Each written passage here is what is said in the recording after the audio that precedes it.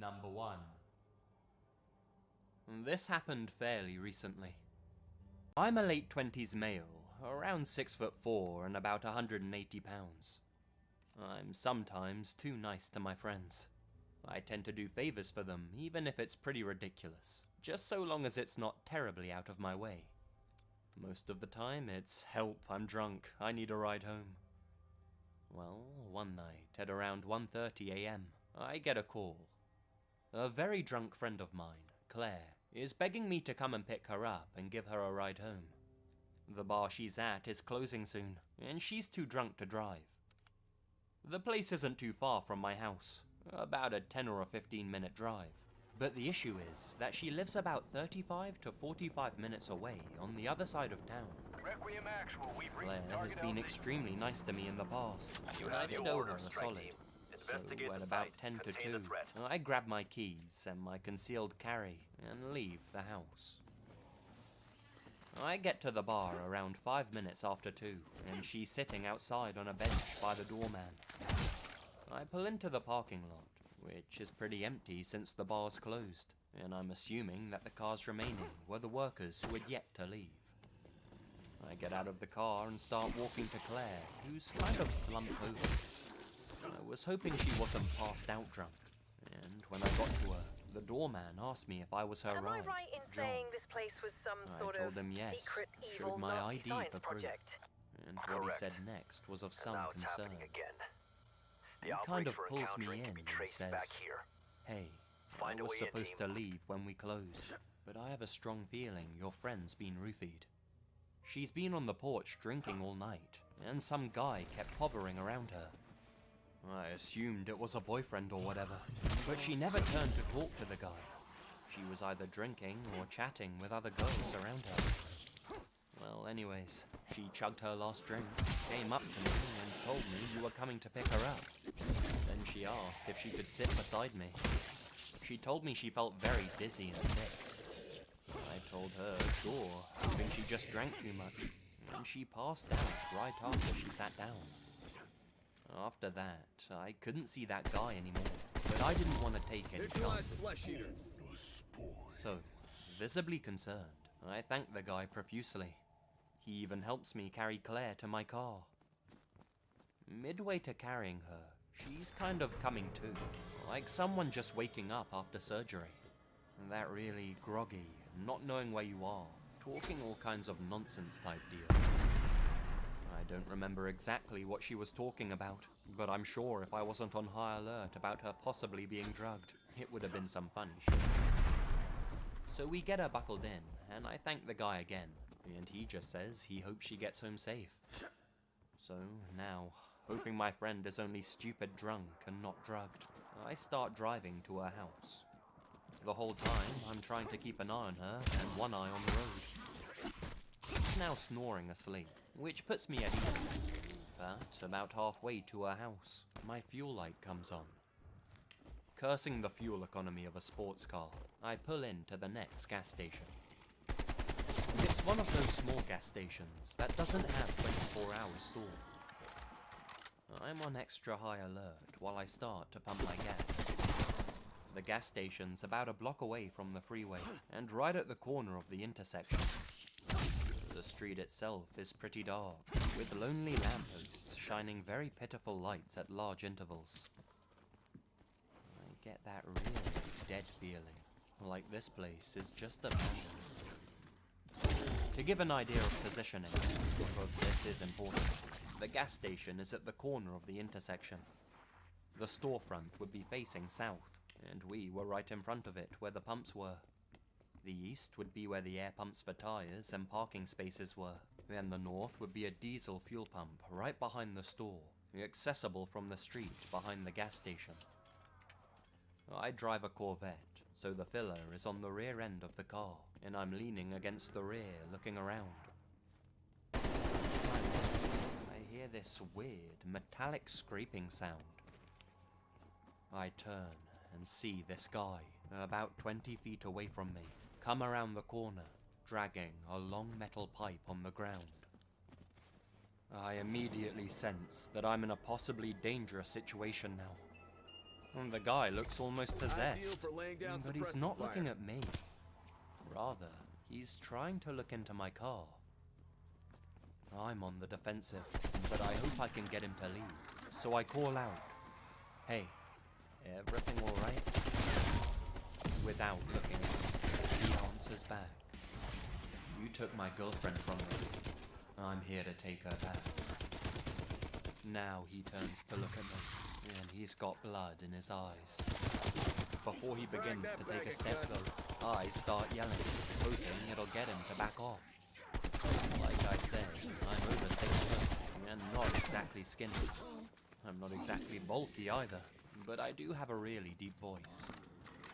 Back the fuck off, turn around and leave, and no one has to get hurt.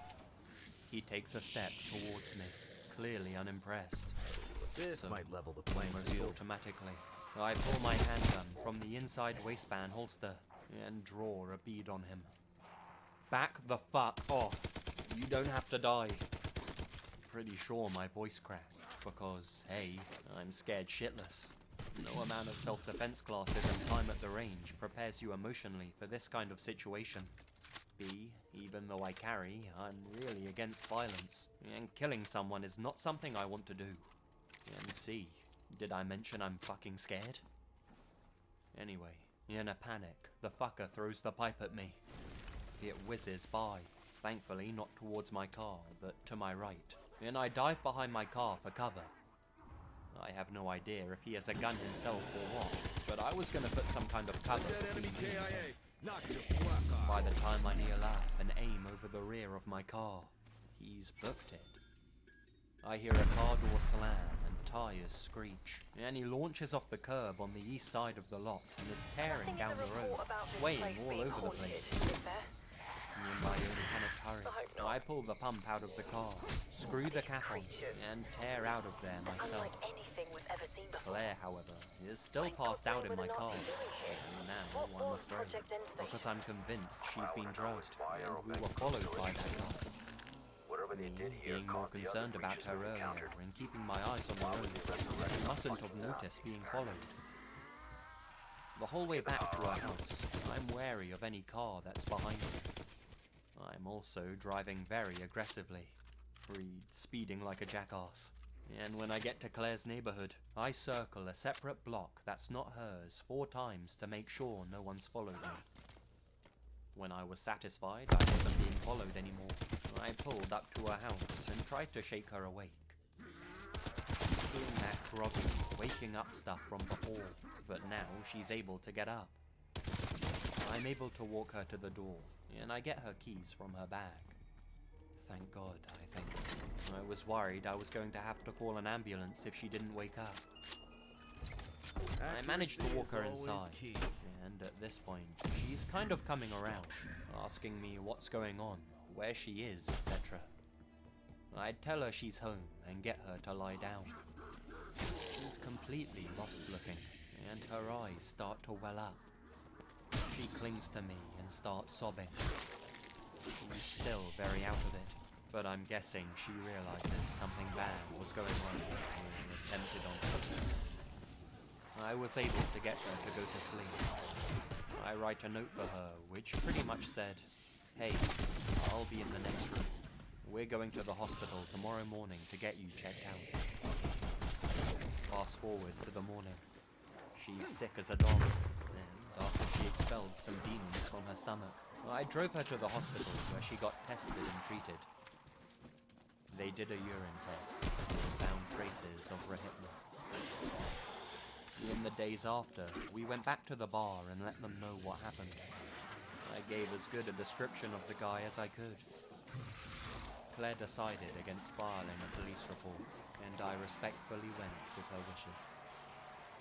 I still shudder to think what might have happened had I not had my gun with me. I do know martial arts, but that's not something I want to take against a crazy person with a pipe.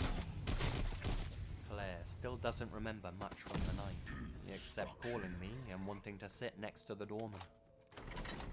My advice for you guys listening: either be with friends you trust when you go out, This rifle means or business. at least be vigilant if you're by yourself. That night could have ended badly in 1,000 different ways, but thankfully, even luckily, everyone made it out safe.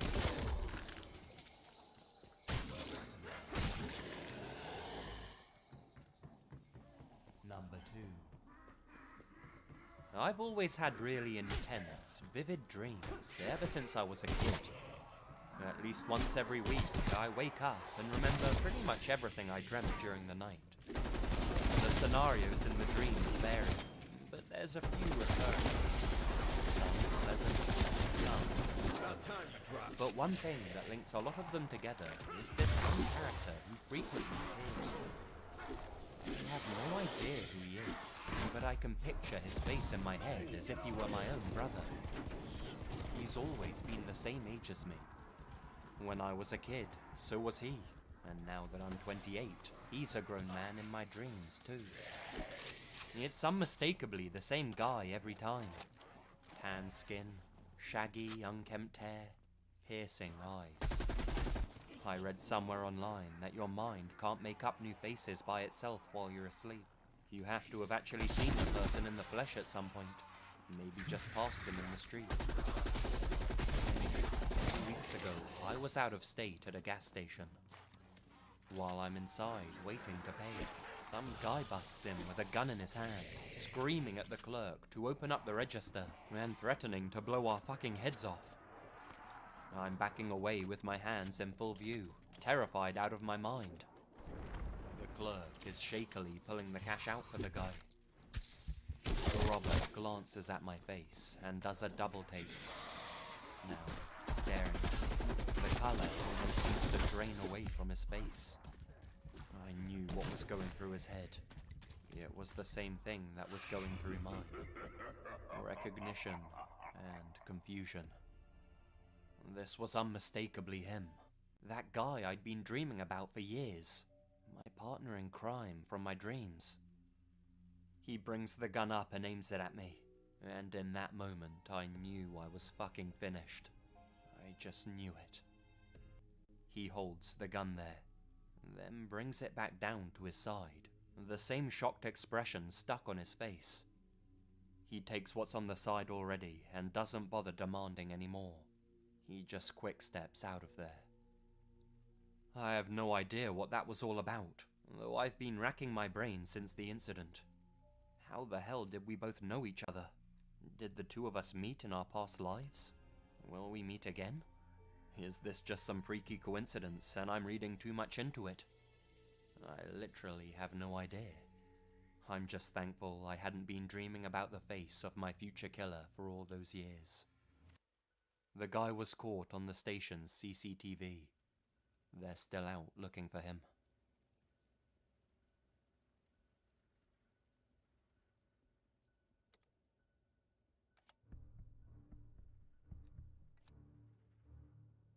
Hey guys, Lazy here, and thank you very much for listening.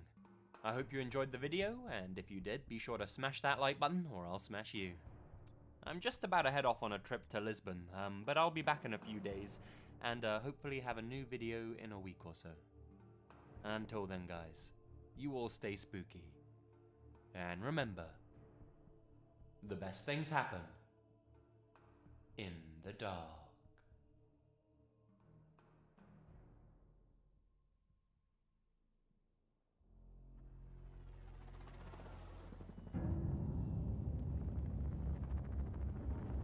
Requiem Actual, we've reached the target LZ.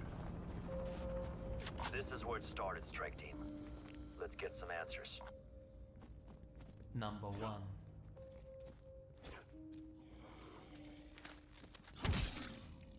I felt I had to share this encounter, because honestly, I never thought I'd experience something like this myself. Some quick background leading up to the night in question. I was graduating from university the next day, Am I right in so saying I this was place determined to some get an sort early of night. Secret, evil Nazi I'd science gone around to my project? friend's house for a spliff. Correct. Don't get me wrong, I'm not a pothead. It was The more of a operator celebration. can be traced back here. Anyway, I remembered I Find had a to way take in, my team. mum to the hospital. This was nothing serious, but she had to be taken and picked up. Then I remembered that we'd rolled the joint in the car. Disaster. She'd smell and see it everywhere. So I made a mental note to stop and vacuum the car. We have a 24-hour petrol station really close by to us, but it's sort of on its own, as in there are no houses or buildings around. I pull in and look over to the shop. They use a hatch after 12 and don't allow you inside, but I didn't need anything. It had just passed 4 AM and I had to be up at 10 AM, so I wanted to get this done and just get out of there. The vacuum machine was behind the coal shed, but it was very well lit. I cranked on some music on my phone and got to work. £1 for 4 minutes of vacuuming. Not bad, I thought.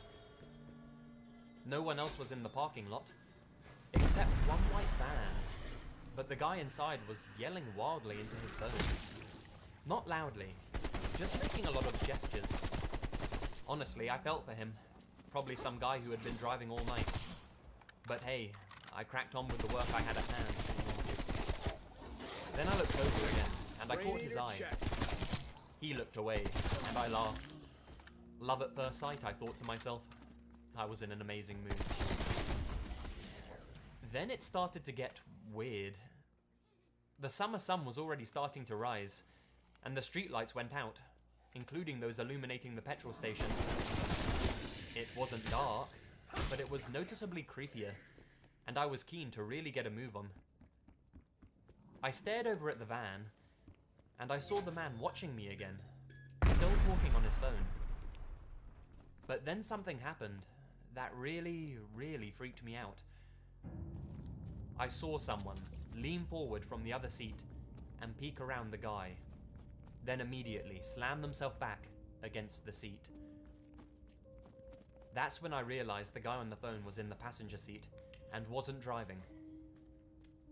I hadn't noticed it when I drove in, but I shrugged it off and set the vacuum cleaner back, ready to leave.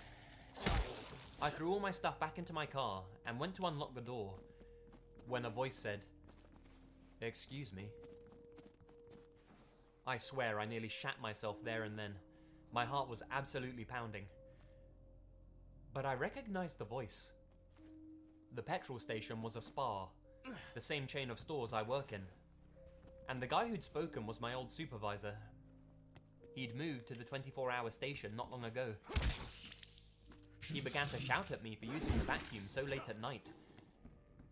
The two guys in the van just sat and watched us, as if waiting for him to go away. Then he said something to me that made this whole situation real. I'm going to have to ask him to come inside. We weren't allowed to let customers in past 11, even in stores that are open until 12. This is a big no-no, especially as I knew I wasn't doing anything wrong. These creatures, they're unlike I allowed him to lead the way, and the I moment we got thought into the what store, doing here? he put What the was shutter down. Project Innocent? He told me he'd been watching the guys in the van, and they'd been sitting there for nearly 3 hours.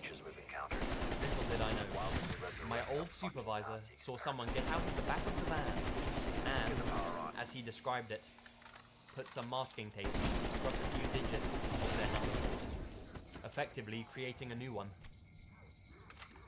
I began to panic, but looking outside, I noticed the van was gone.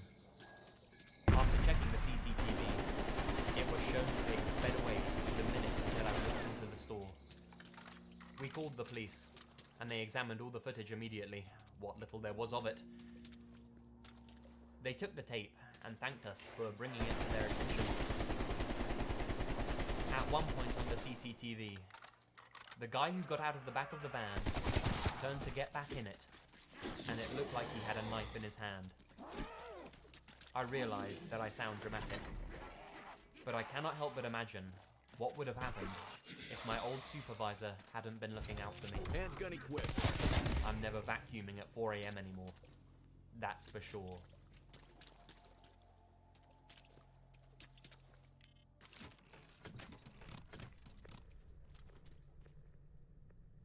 Number 2.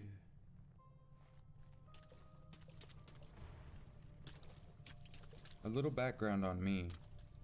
I'm a 19-year-old male living in a semi-large city in Ontario. It was around 11 at night, and I had just finished working out at the gym. I went to the grocery store to pick up some food for the next couple of days. While I was at the grocery store, I decided to get $120 cash back, money that I owed my mom, and unbeknownst to me as I left the grocery store, money that I came so close to losing. Instead of going straight home, I decided to go for a little drive. I just got my car not long ago, and the novelty of driving stick hasn't worn off yet. After about a half hour of driving around the city, I decided it was about time to head home. As I passed a gas station on the way to town, but close to my house, I decided that now was as good a time as any to stop in and fuel up. I pull in, and I'm the only one at the gas station. I'm in an industrial/business part of town, the edge I like to say, so there isn't much around. There's an empty lot that's without light besides the gas station, and I notice an SUV sitting there, about 100 to 200 meters away, but I don't think much of it. I get out and start pumping gas, when I notice a woman come around the corner and start walking straight towards me. As soon as I noticed her, a shiver ran down my spine. I instinctively locked my car. She walked towards me quickly, hands in her pockets, staring at me pretty intensely the whole time. I got in a fight with my boyfriend, and he left me here. Can you give me a ride to my mom's house? She said casually, in her raspy smoker's voice. Another chill ran down my spine as she repeated the question, word for word almost, in that same raspy voice. I have to pump gas first, I said to her, keeping my eyes on her the whole time. She walked around to the passenger side door, beside me, fuel port is on my passenger side, and grabs onto the door handle. Can you unlock the car? I'm cold. I've been here a while. I have to pay for the gas, I said, deciding to cut the gas pumping short. I walked inside and talked to the guy behind the counter. I told him that the girl outside was kind of suspicious and that I didn't know her. He just kind of shrugged, and I could tell he wasn't interested in getting involved, so I walked out. I figured she was just high or something, but I was confident I would find a way to get her to leave me alone. As I walk out, the SUV that I had mentioned earlier started up. I watched the driver maneuver himself so he could easily pull out the exit. He stopped, engine still running. He was still about 100 meters away. Can you open the door now? I'm really cold. So many alarm bells were going off in my head already. First, she just looked sort of sketchy. She was dressed well enough, but her face was pretty rough. Frag that bag of guts. She was pretty covered in makeup, but it didn't hide a nasty looking sore on her lip. Her sunken eyes were dull, bloodshot, and just dead looking. Second, she didn't seem like a damsel in distress. Not at all. She didn't seem upset, and she spoke without much emotion. No, that's not my problem. I need to go home, I said to her, as firmly as I could. Come on, you're driving me home, right? I can't. I have to get home right now. Reaching for my phone, I realized I had left it in my car. I'm cold. I've been out here for hours, she shouted. Pretty angrily for someone who's asking for a favor, I thought. Then I noticed her look at the SUV. I started cluing into what was going on, and I raised my voice a bit. That's not my problem. I'm at the driver's door now. I'm freezing. You said you'd drive me home. That's not my problem. As I started to raise my voice, she started raising hers. We weren't yelling, but it was getting a little heated. We went back and forth like that for a couple of minutes. My mind was racing. I thought about losing my car, about getting stabbed or shot, about getting robbed for the $120 I had in my wallet. I just lost it. Get the fuck back! You don't know who I am. Get the fuck back right now. I guess I was in fight mode at this point. I was pretty ready to just fucking clock this bitch if she tried anything, as awful as that may sound. I think I caught her off guard or something, because she stepped back right away. "You better get out of here right now then," she said, while walking backwards.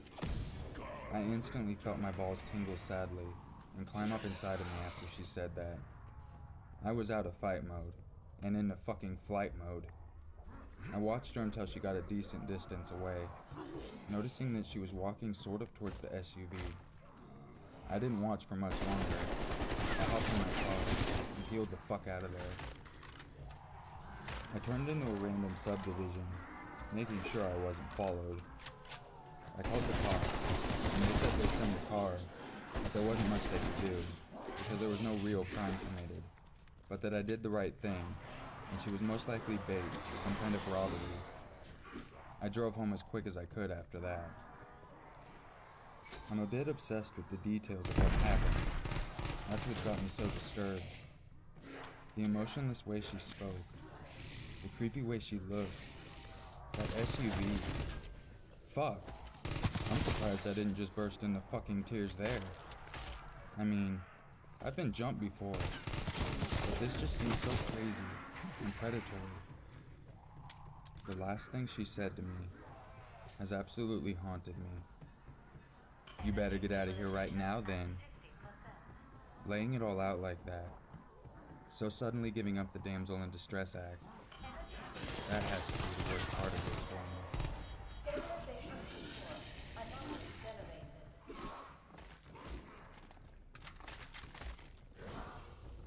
Doctor, do you know what this is? What exactly am I looking at? I don't know. It's one of the breaches we've identified in other outbreak zones. This incident occurred about 6 years ago, when I was 21 years old. Since I was a young kid, a great interest of mine has been herpetology, the study of reptiles and amphibians, and going out and searching for these types of critters, or herping, is my favorite hobby.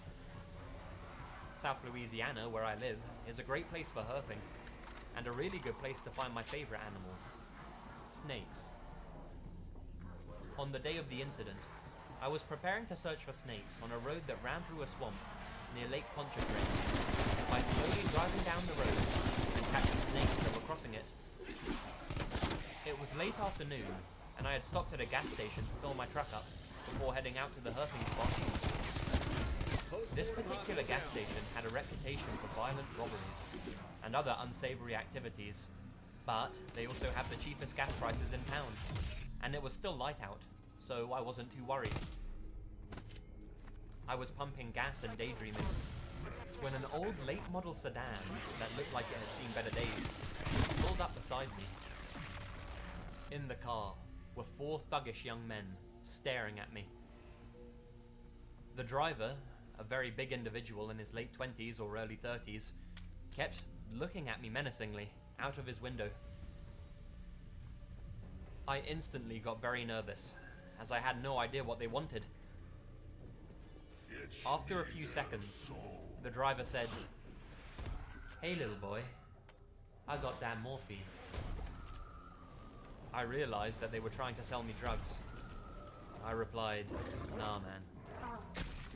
The driver said again, "Come on little boy, I got damn morphine." And again I told him no. The driver tried several times to push his boat on me, each time calling me some variant of little boy. I'm a very small young man with a slight build, and even to this day, I could pass as a teenager. And while I'm fine with it, I don't like constantly being reminded of it. And I certainly don't like someone using my small stature to intimidate me into doing things that I don't want to do.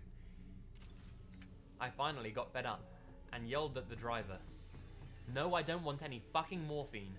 Go away and leave me the fuck alone." This drew the attention of several other customers, which caused the guy to leave quickly, squealing his tires as he did. I paid for my gas and headed on out to the road through the swamp. The road itself gets hardly any traffic, as there's a major interstate next to it. Mostly, the traffic consists of people fishing or launching boats, so it's a great place for herping. I stopped my truck at the place where I wanted to begin my search, and began going through several pillowcases that held the snakes that I had found on my previous trip that I needed to let go. Inside each pillowcase, which were all harmless water snakes, was a scrap of paper that had the mile along the stretch of road they were Systems found. are showing unidentifiable That way, residue, I would which know where to suggests release them again. Oh dear. I was making a list You of didn't these go for efficiency's through the sake, portal. so that I could quickly you? release each one and get on with my search. I was checking a case which held a greater than 4 feet long rat snake when the same late model sedan pulled to a stop behind my truck. All 4 of the occupants piled out and began walking towards me. The driver, who must have weighed a solid 260, was coming straight at me, and all the others were fanning out around me. The driver started yelling. "What's up, little boy? You don't want my shit? We're gonna see what your little punk ass does now." I was scared to death, and had to work very hard to keep my knees from buckling under. I thought about the tire iron in my truck, and I realized that I would not be able to dig it out before they could get to me, and that the fear had drained the strength from me, so that I wouldn't be able to use it effectively anyway. So, I did the only thing I could think to do. I reached into the pillowcase and pulled out the rat snake. The snake instantly drew itself into a coil and began to gape and hiss. The 4 thugs, now only a few feet away, realized what was in my hand and immediately stopped their advance. When the driver began to back away, the movement caught the snake's attention, and it lunged out in his direction. At this, the 4 of them began screaming and cursing loudly, and piled hastily back into their car. They took off so quickly they hit the median, and nearly tore out the bottom of their old car. I stood there, shaking, unable to move for a few minutes. The intimidating but harmless rat snake began to squirm around and latched onto my hand so that I had to come out of my fear-induced coma. I quickly drove to the release points of all the snakes and let them go, thanking the rat snake as it slithered back into the vegetation and went immediately home without doing any herping.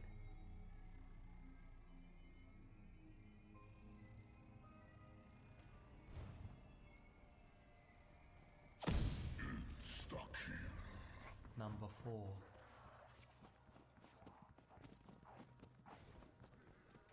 Please note, the following story is from a female's perspective.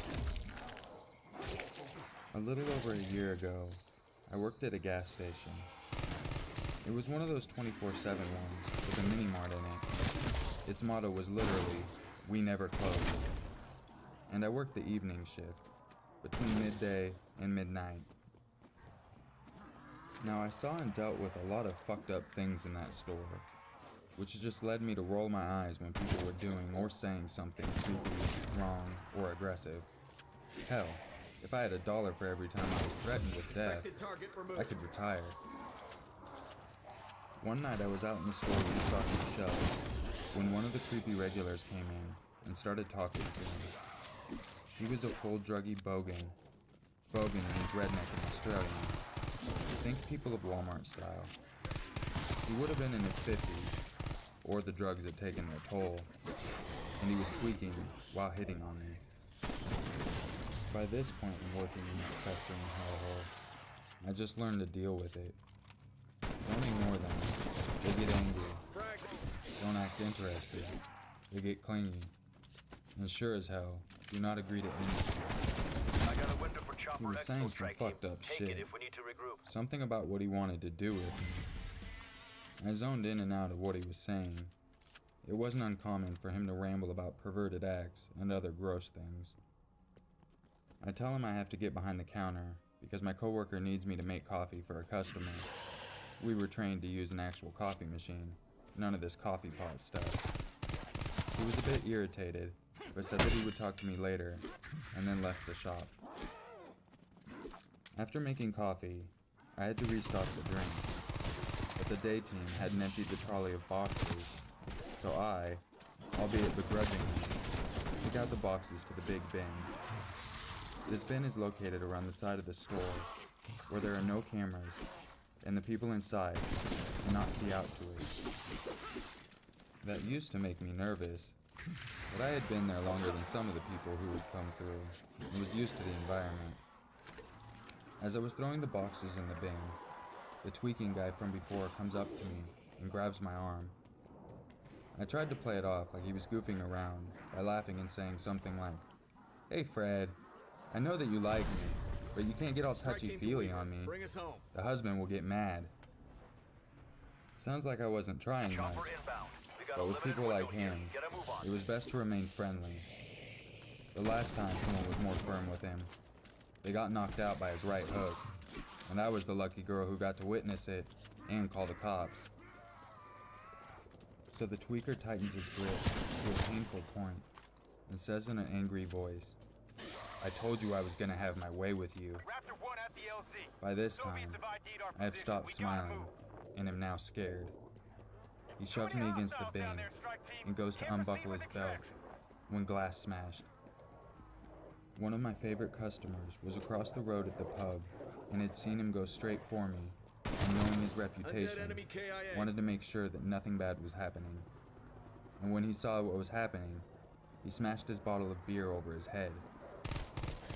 The cops were called, and I didn't see him again. As for the guy who saved my ass, so to speak, I gave him free coffee for a month. As for the boxes, I refused outright to take them out anymore. My coworker did instead.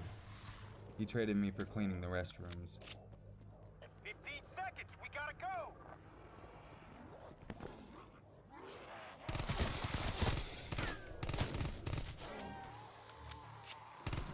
Hi guys, Lazy here. Thank you so much for listening to this video, and I hope you enjoyed this collaboration between your maker and myself. He does some great videos, guys, over on his channel, and if you'd like to hear another collaboration between the two of us, then make sure to head on over to his channel, where you'll find a video that we both worked on together again. And yeah, he does some great stuff, so make sure to show him some support. And also, speaking of showing support, make sure to check out Anthony Salinas' work in the description below. He did the thumbnail for this video and basically every other video I've ever done, so he's an amazing artist. He makes some excellent high quality images, so make sure to check him out. Join the Lazy Legion by subscribing to make sure you won't miss out on any future uploads, and you'll hear from me again very, very soon. So until then guys, stay spooky, and remember, the best things happen in the dark.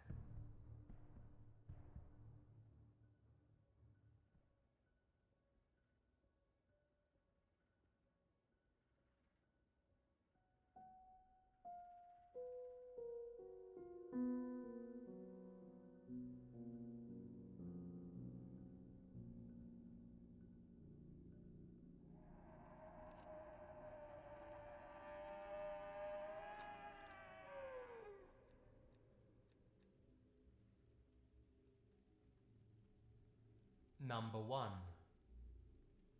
This happened around 1971 or 1972, when my mother was about 14 or 15 years old.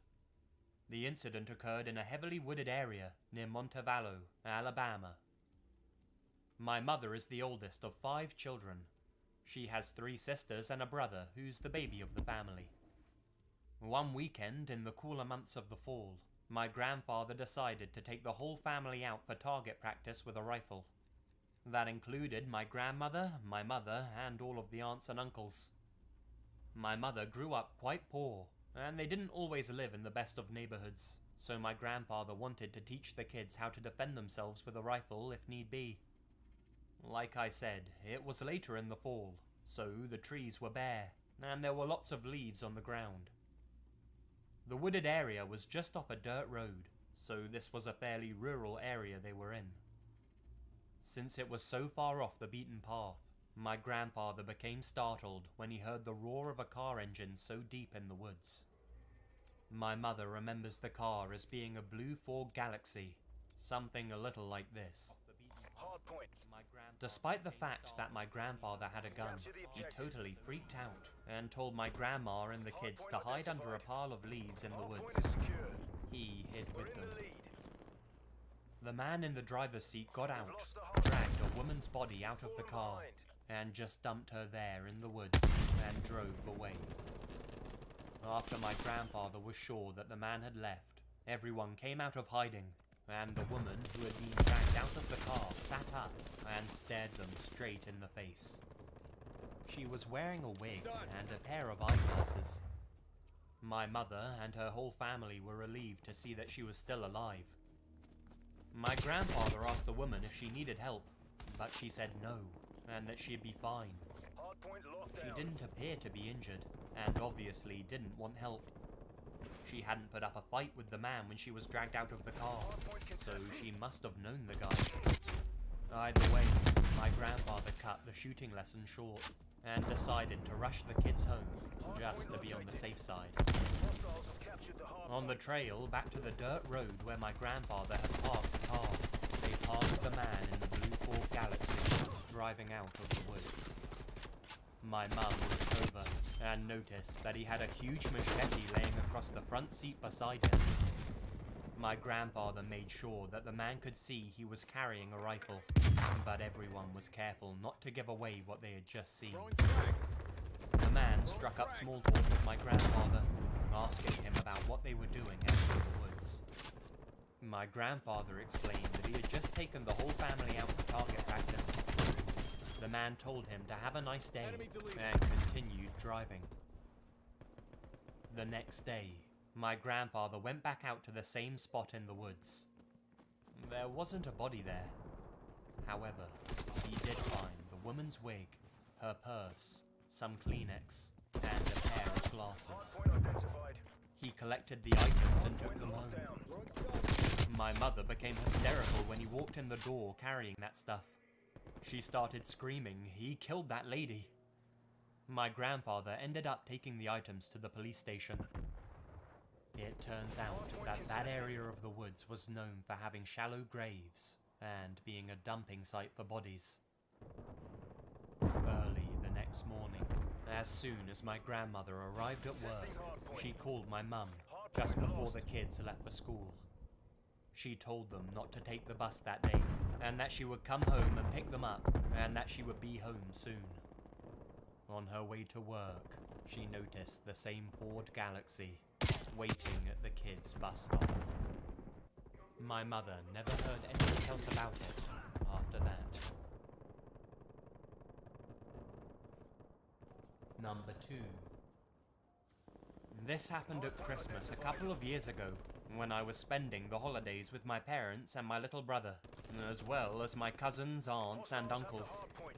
We live in a suburb of Ontario, but we were venturing out into the woods for Christmas, an idea that my parents had had for a while.